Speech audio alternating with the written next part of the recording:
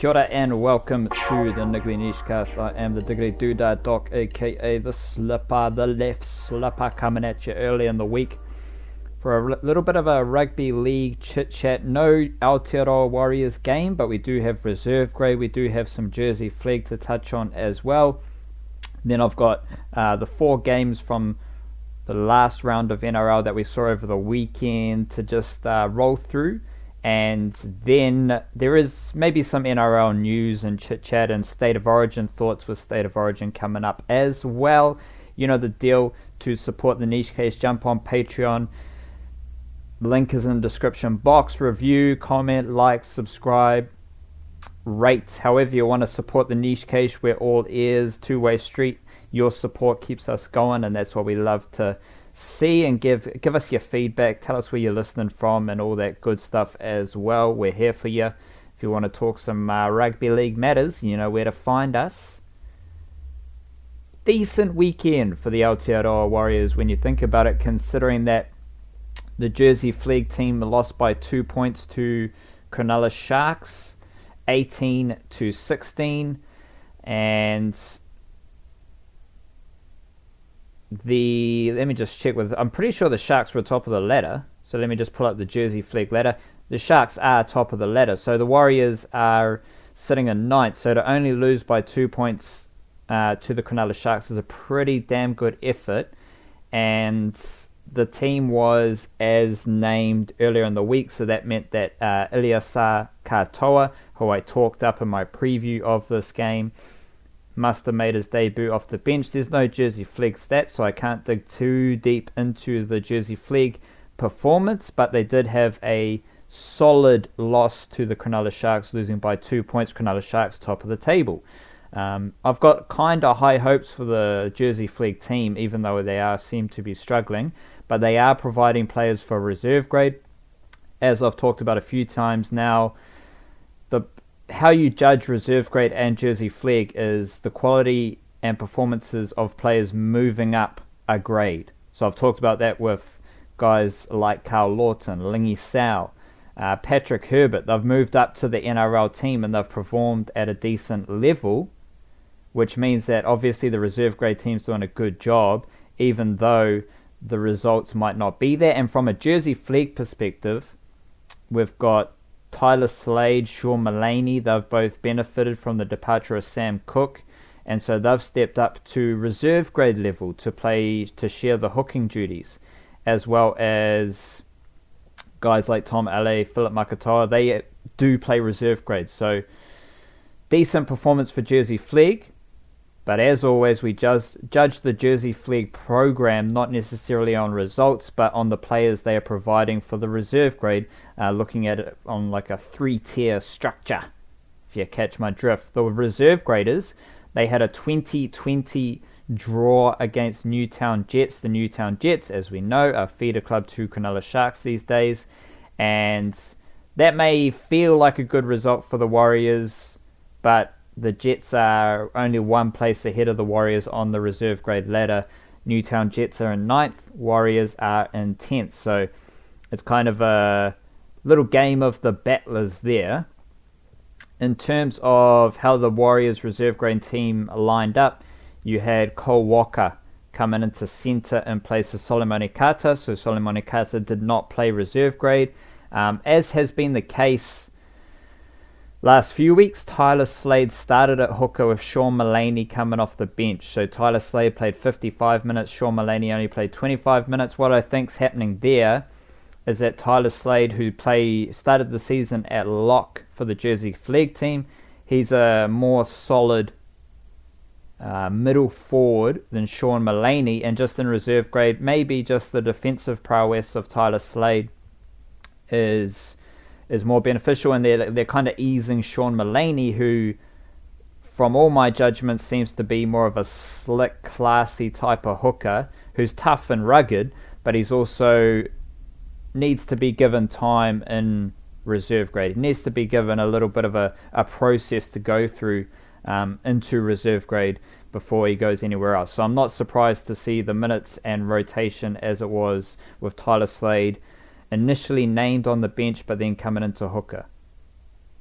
The other very intriguing performance in this game was Ligi Sao, who dropped down from the NRL after his performance against Brisbane Broncos and went to play reserve grade. He played 73 minutes with 17 runs, 184 metres, so well over 10 metres per run for Ligi Sao, 57 post-contact metres, which was the most of any Warriors player in that game. Ligi Sao had 5 tackle busts and 6 offloads. So basically, that's a dominant display from Ligi Sao. He did appear to be playing on an edge, and the other dominant display in the forward pack was Chris Sate, 13 runs, 131 metres over that 10 metre run per run mark, if I can say it properly, and he played 59 minutes, so good effort there from Sate. 43 post-contact metres, not too bad, 5 tackle busts, not too bad, a couple of offloads. All-round solid display from Sate, but what I do expect is that it'll be Ligi Sao who, if he does come back into the NRL team, which will be named right now, so no point really talking about it because you're going to be listening to this after the team's named, but I still think Ligi Sao is the next in line ahead of Chris Sate. Ligi Sao went back down to reserve grade, put in a strong performance, so footy logic suggests Ligi Sao should be back in contention for the NRL team, but that depends on Ignatius Parse's situation, so won't go too deep into that. But the other wrinkle about Ligi Sao is that he does appear to be off to England. I tweeted about Ligi Sao's performance from this game, and then a couple of people, like fans of Hull FC, I think it is, either Hull FC or Hull KR in the Super League, they were liking and retweeting that tweet, which I think is because they know that Ligi Sao's borderline certainly going to Hull, and so they're looking up information about Ligi Sao.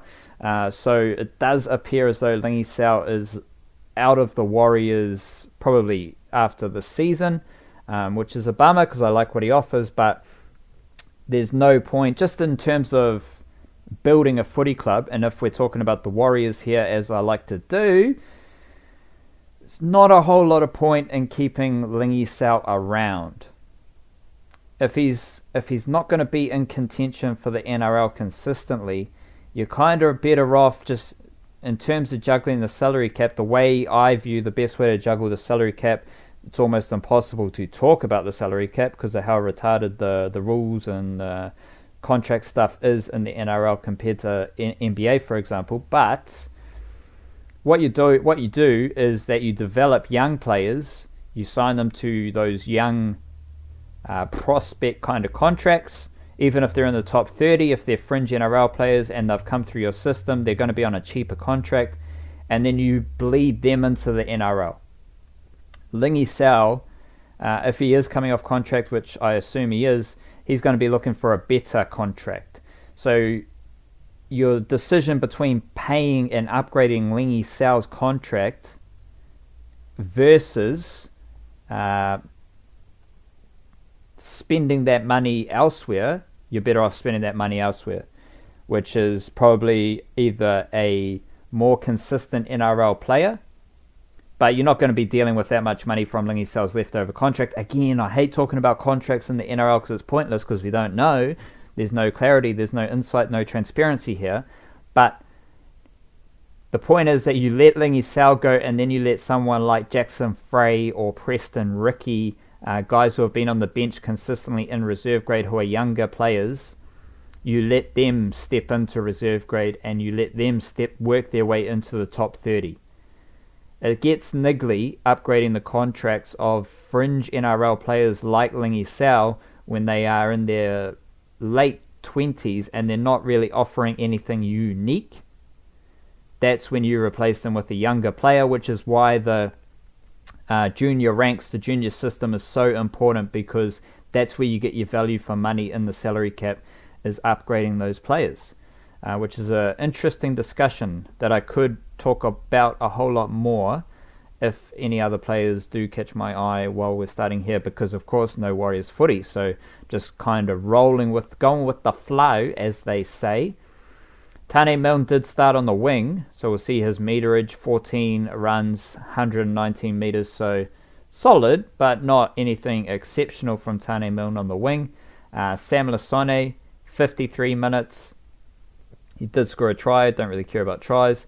8 runs, 91 meters. So efficient display from Sam Lasone. Only 16 post-contact meters. Couple of tackle busts. Well done, Sam Lasone, who I mean, if you're talking about offloading players and you're talking about offloading Ligi Sao, not a whole lot of point in keeping Sam Lasone around, just my opinion. You're better off investing in younger players, bringing them through, and because Sam Lasone, like, there's nothing really unique that he offers. He doesn't really do anything special, and he's not a huge body. He's a medium-sized body. He's got good hands. He's mobile. He gets around the park well, but not at any extreme degree. He's like a 6 out of 10 instead of developing prospects who are 7, 8 out of 10. Adam Pompey was at fullback. He had massive meterage. He had 17 runs, 230 meters. Massive. He scored a try, 9 tackle busts, and that's about it. Adam Pompey is probably, like, you got Gerard Beale, who's playing reserve grade on the wing. Hayes Perham is more of a fullback half type of player who is playing centre, so he could do a job at centre, but Gerard Beale is more likely to get game time at centre than Hayes Perham. But if you're talking about wing depth heading into next season, that's where you want to talk about Adam Pompey, because he's playing winger, he's playing fullback in reserve grade, doing a great job by all accounts. Very, very tall, strong runner of the footy, someone who fits the mould of what the Warriors like in their wingers. So keep an eye on Adam Pompey as a player coming through. Lots of hype around someone like Hayes Perham, but the low-key dude is Adam Pompey in the reserve grade team. So yeah, a solid weekend. Impressive Jersey Flegg game. Jersey Flegg dudes playing up for the reserve grade team, and Tyler Slade, Sean Mullaney. Reserve grade draw against another team who's battling. And from an NRL perspective, good performance from Ligi Sao, who I've still got as the most likely NRL player of the reserve grade team, other than Gerard Beale, who's already an NRL player. But shout out Gerard Beale, like, he is just doing a job for the Warriors. He's just there helping the Warriors. I don't know what his contract is on. I don't really care. Again, don't really care about contracts, but Gerard Beale is just there for the team. No space in the NRL team. He's just doing a job leading for the reserve grade team and setting the tone, which is important in the development of guys like Adam Pompey, Hayes Perham. If you got someone like Gerard Beale, who was only on a Kiwis tour late last year, if you got him around the club, that's going to be good for those younger players who are developing. I will touch on my Battle of Aotearoa idea initiative that I'm trying to start. This is around State of Origin time. I always like to raise the idea of a game between Auckland and Aotearoa. This needs to apply, this whole conversation also needs to apply to Women's Rugby League in Aotearoa, because State of Origin, Women's State of Origin this year doesn't allow for any players other than Australians. So last year, Women's State of Origin, you had Moeaki Fotuaika and play for Queensland, and Nita Maynard play for New South Wales. They both went on to play for the Kiwi Ferns later that year. You also had Rona Peters, who is a Kiwi Ferns veteran. She played for Queensland as well. This year, none of them can play. So we need men's and women's rugby league in Aotearoa. We need something. We need something extra. And my idea is the best idea, obviously, because I thought of it. But you need Auckland versus Aotearoa. That's the best way to do it. North Island versus South Island don't quite have the talent levels in the South Island. Auckland versus Aotearoa is going to be monumental. And of course, that means that you're going to have the players who play for Tonga, players who play for Samoa. Haere mai, more the merrier. We want the best players available in this game. And that means that you've got Taumalolo, Tokiaho, Dave Fusatua playing for Auckland. My Tamaki Makaurau, which is Auckland team for 2019, is Roger Tuivasa-Sheck. Fusatua and Kimamalo are your wingers. Isan Masters and Shans Nickel-Klokstad are your centres. No Solomon Kata, who was in the team last year. I've dropped him for Shans Nickel-Klokstad, who is doing a great job for the Raiders at fullback. Can't select him over Tuivasa Sheck, so I've got him in centre. Sean Johnson, Kieran Foran, your halves. Jesse Bromwich, Jason Taumalolo, and Siosora Tokiaho are your middle forwards.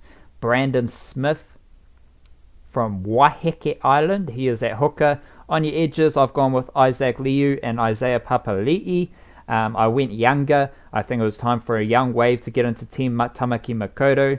I've done this for 3 years now, so previously I've leaned more towards Alex Glenn and Manu Ma'u, but I've gone for a slightly younger. Isaac Liu is playing through the middle for the Roosters this year, but I do like him as an edge forward, solid, reliable, good footwork, and Isaiah Papali'i is an exciting prospect. On the bench, we've got Kenny Bromwich. Bit of utility value there. I could have put Kenny Bromwich on an edge, but I want him on the bench because he can play middle and can cover hooker. Lisanar Mao, Martin Tapau, and Ignatius Parsi. Fairly understandable bench there. Ignatius Parsi could have been, you could have gone with guys like Josh Alawai, you could have gone with Braden Hamlin Uele, you could have gone with Herman Ese, you could have gone with Bunty Afoa on that last bench spot, but that's the point, it's my team. And I've gone with Ignatius Parsi, so if you want to name your own team of Aucklanders or Greater Auckland area, because we know Sean Johnson is up from the Hibiscus Coast, just slightly north of Auckland. Brandon Smith is from Waiheke Island. So the Greater Auckland region, hit us up with your team of Aucklanders. And I'm going to write about this tomorrow or Thursday. My draft team, I'll suss this out properly tomorrow, but as it stands, my draft team for the Team Aotearoa, I've gone with Jerome Hughes from Wellington. He is my fullback. Dallin Watene-Zalesniak and Jordan Rapana are my wingers. Watene-Zalesniak's from the Waikato, Rapana's from Wellington. Joseph Manu, Tokoroa's finest. He is at centre. Jordan Kahu, Wellington, centre. Benji Marshall, Whakatane in the house. He is a half. Cody Nikarima, Christchurch / Manawatu. He is in the halves. Jared Waidea-Hargreaves from Rotorua. Isaac Liu from Taranaki. He is hooker. Nelson Asofa-Solomona. He is from Wellington and he is starting in the middle, as is Adam Blair from Northland. He is starting at lock. Kevin Proctor, I think he is from Te Kuiti. He is at one edge. Then you got Tohu Harris. He is from Hastings. He is on the other edge. And my bench is Danny Levi from Wellington, Joseph Tapane from Wellington, Corey Harawira-Naira from the Naughty North, and James Fisher-Harris from the Naughty North as well. Fisher-Harris, Harawira-Naira, and Adam Blair all from the Hokianga.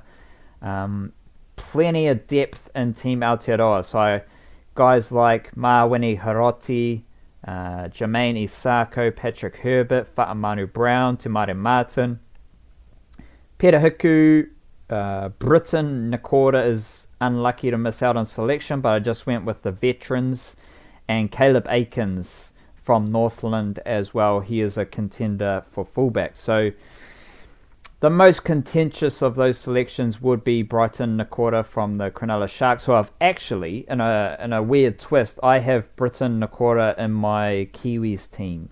He is starting on an edge for the Kiwis at the moment, just because of his exceptional start to the season. Anytime a young player moves into NRL footy and they look at ease in the NRL, you know they're a pretty good player. Britain Nakora, straight into the right edge, takes Luke Lewis's spot. Fantastic for the Cronulla Sharks. Good combination with Sean Johnson at the moment with the Sharks. But yeah, I've just gone with Kevin Proctor and Tohu Harris. And that's interesting. That's kind of a decision that Michael Maguire is going to have to make with the Kiwis squad to face Tonga, is whether he goes with Kevin Proctor or Britain Nakora. Because I think Kevin Proctor enjoyed lots of game time last year under Michael Maguire. He's a savvy veteran, gritty veteran, and You got to respect the veterans. Like Kieran Proctor may not be as good as Britain Nakora, but Kieran Proctor is going to do a job at international level, especially against a robust Tongan team. You want someone like Kieran Proctor in there. So that's a interesting selection decision for Michael Maguire, Kiwis coach. Michael Maguire is also apparently happy to let a couple of Tigers go, Kiwi NRL Tigers, Ben Matalino, Russell Packer, Elijah Taylor. Wonder where they're going to end up, but that's the NRL rumour mill at the moment. From this round of footy,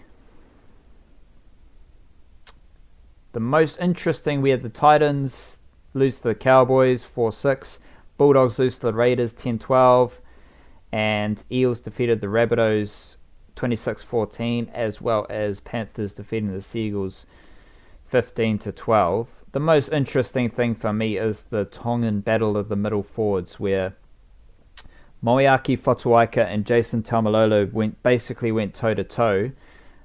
Jason Taumalolo took the win just because his team won 4-6. Jason Taumalolo also had a try and a lot more tackle busts than Fotuaika and offloads, and he played 80 minutes. So from a holistic perspective, Jason Taumalolo was the victor, as you'd expect when you've got a veteran Tongan forward, probably the best in the game at his job, coming up against the young buck Moeaki Fotuaika.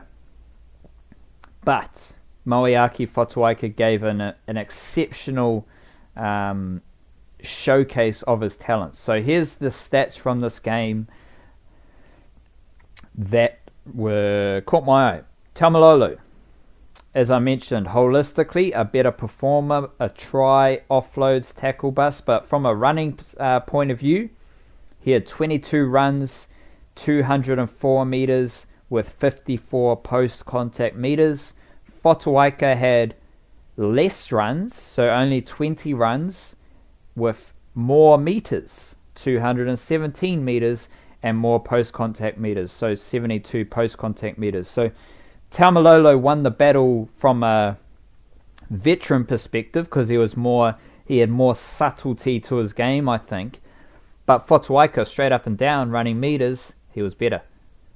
Taumalolo averaged 9.27 meters per run against the Titans. Fotuaika averaged 10.85 meters per run. So Fotuaika averaged nearly 1 meter more per run than Jason Taumalolo. And that is rather extraordinary considering they are both likely to line up for Tonga. Then you add in Siosua Tokiaho for Tonga as well. And you're going to have some... Taumalolo and Tokiaho, two of the best middle forwards in the NRL. Chuck in Adam Whenua-Blake. He's exceptional as well. So you've got three of the best middle forwards in the NRL. And then you've got arguably the best young prospect, other than a guy like Jai Arrow, who's a monster, easily settled into Origin life. Other than that, both Gold Coast Titans, obviously, but Fotuaika is someone who I consider the best middle forward prospect, young buck in the NRL at the moment, and I've also got him down to represent Tonga this in a couple of weeks, this month against the Kiwis. Very interesting. I also wrote about a possible Samoa team, which will be interesting to touch on. Samoa obviously not quite as awesome as Tonga, but that's because the culture of Samoan rugby league just isn't quite at the same point as Tonga. We know there's always been dramas around Samoan sport and Samoan rugby league, so I don't think those players are like... Tonga have everything sorted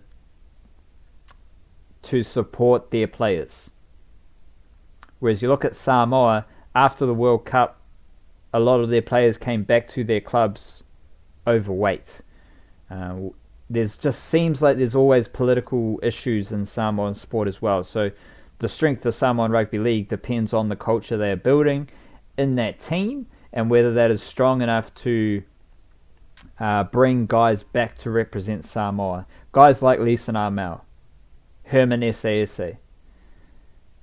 Those type of dudes who are on the fringes of Aotearoa Kiwis, are they going to keep going the Kiwis route, or are they going to go back to Samoa because they can see a vision, they can buy into something?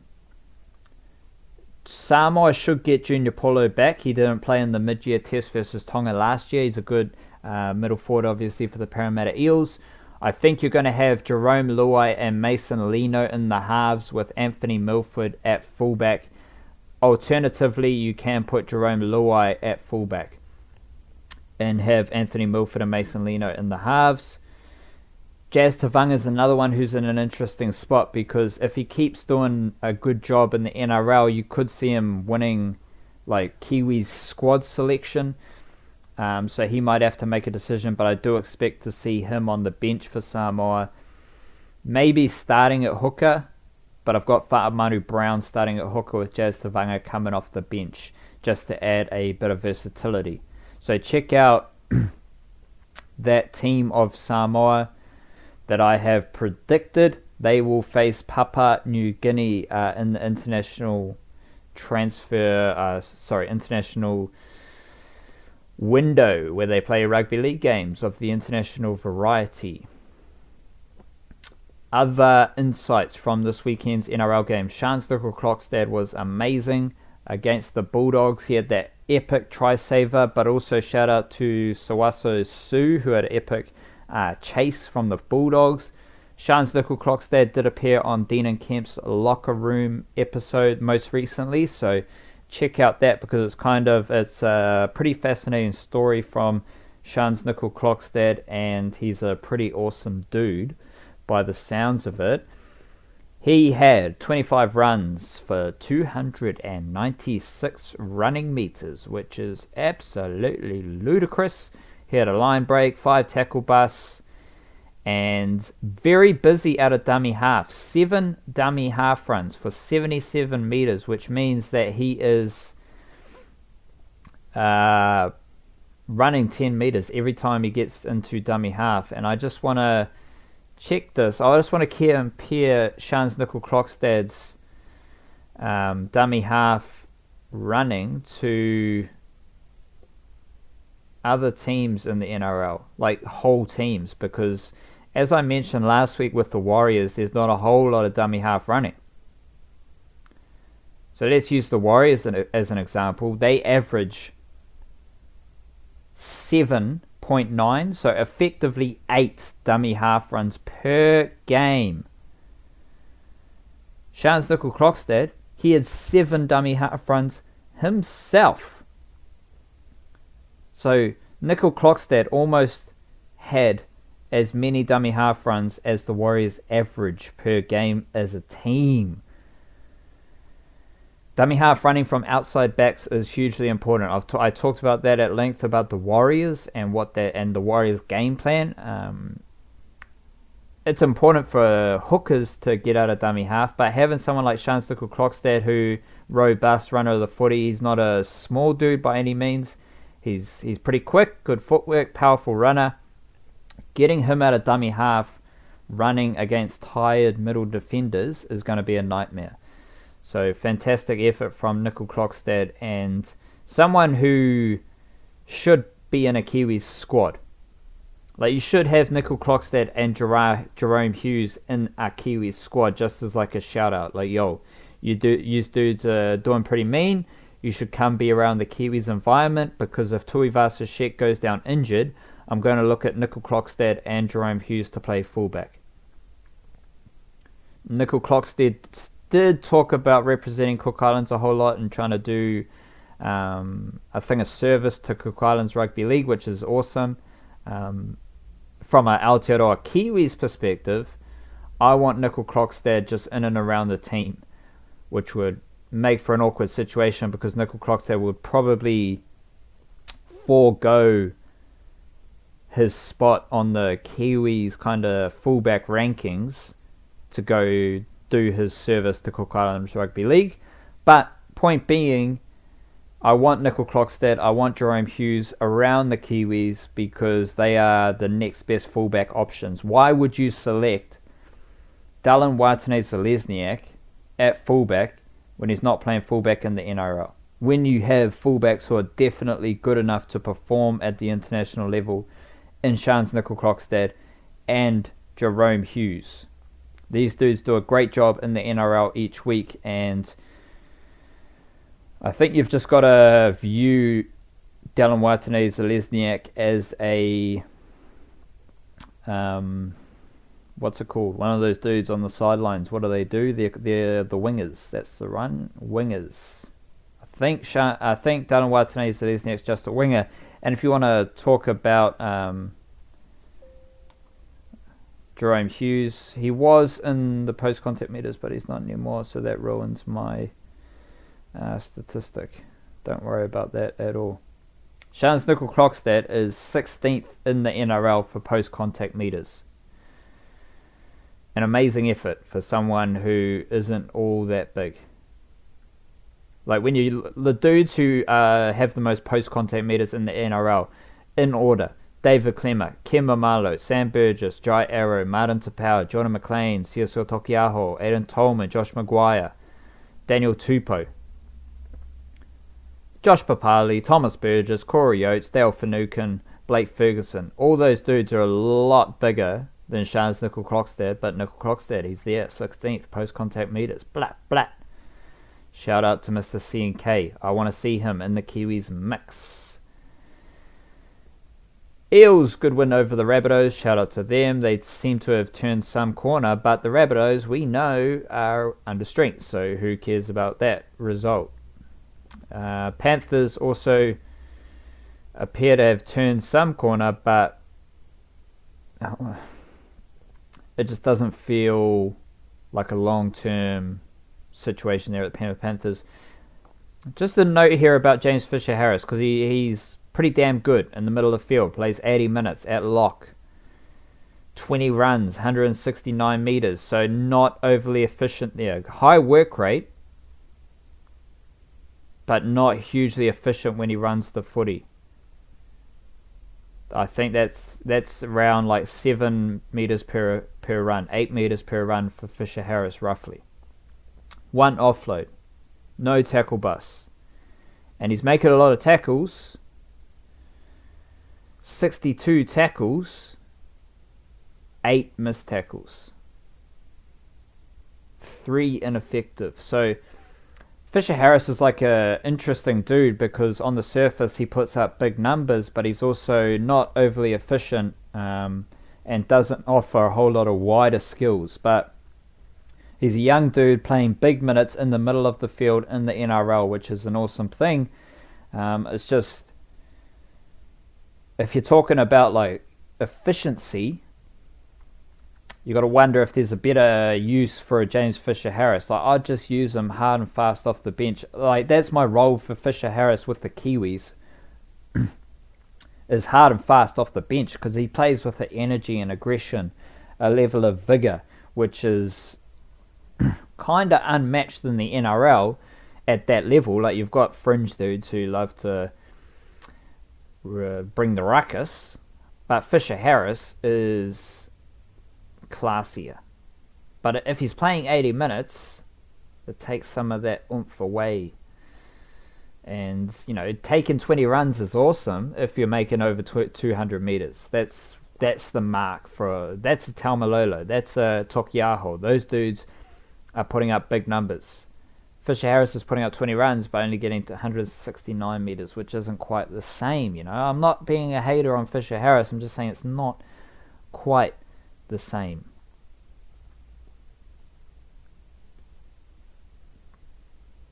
That's it for this week. I just want to, we'll compare Fisher-Harris to Adam Fanua-Blake,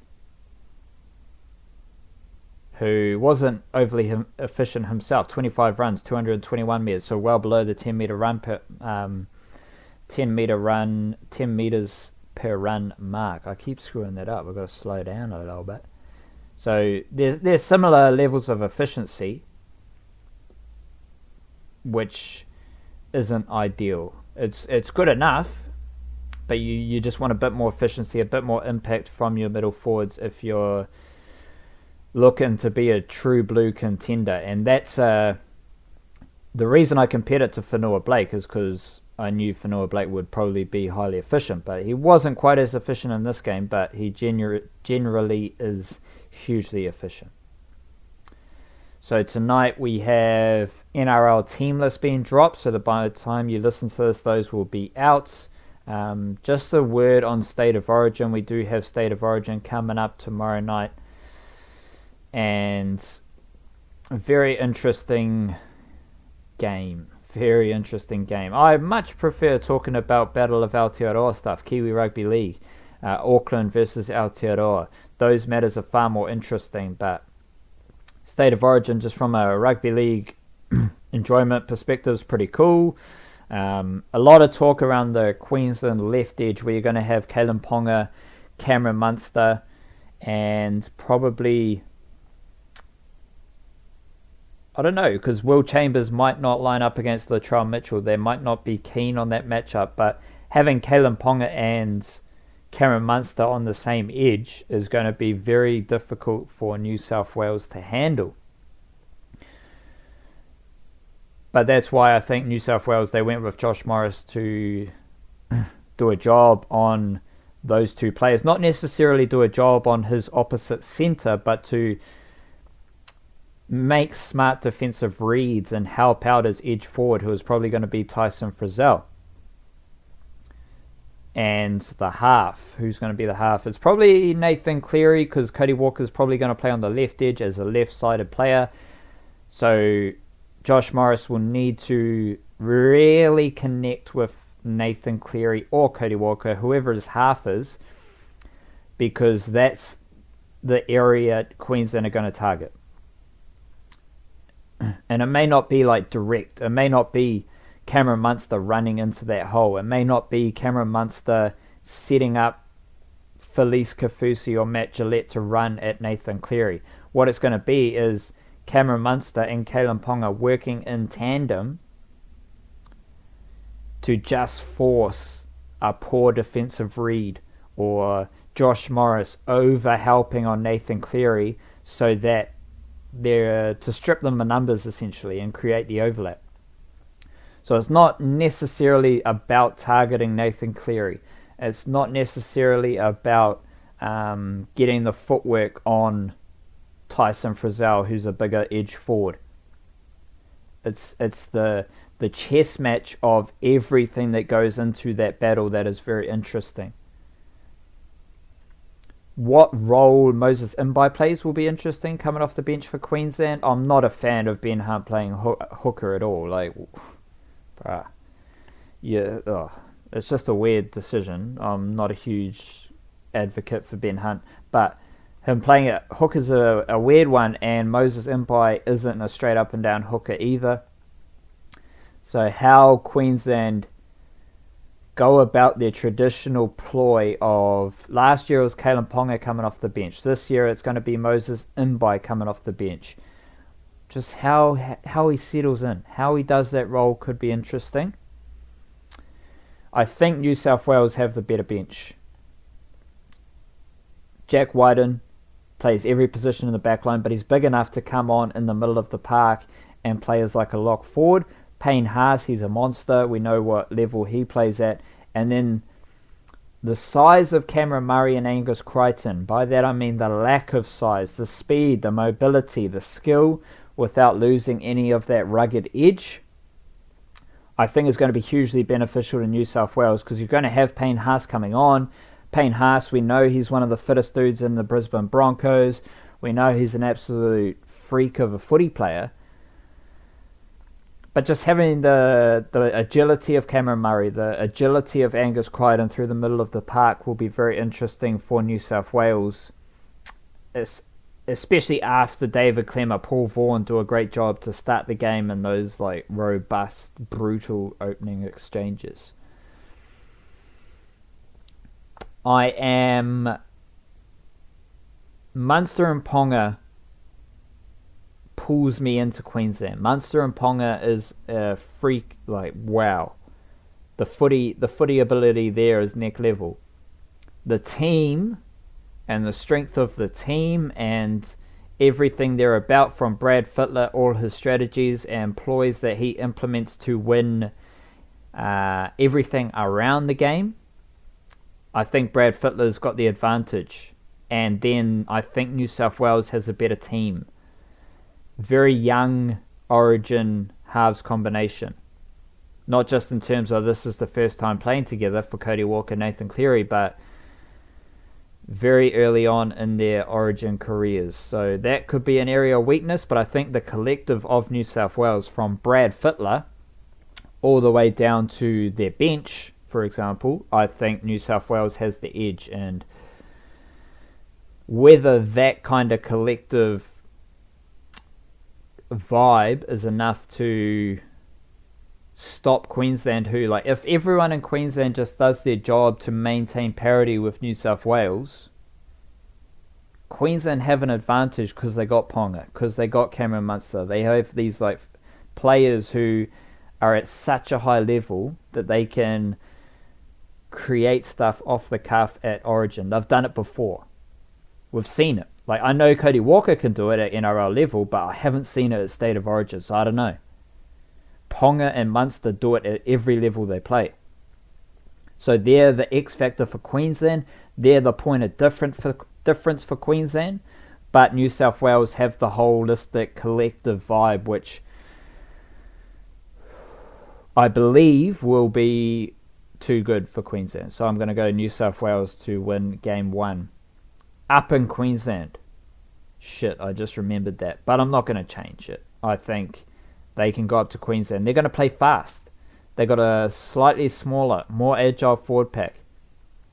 Like, even though you've got size with Clemmer and Vaughan, you've got Tyson Frizzell's speed of footwork. Jake Trbojevic is very mobile, gets around the park well. Damien Cook darting out of dummy half. Like, Queensland don't have the speed out of dummy half. So I think just everything about New South Wales, for me, is better than the very solid Queensland outfit with the purest kind of X factor on top of it. There we go. Nichecast, Rugby League episode. We will be back, me and the Wildcard will be back to talk about the Black Caps' second World Cup game. They face Bangladesh.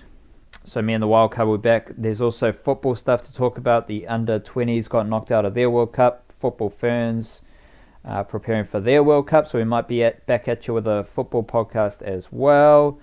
Otherwise, peace and love to you all. Support the Niche Cage. Big it up. Big cheers. Kia kaha. Peace and love.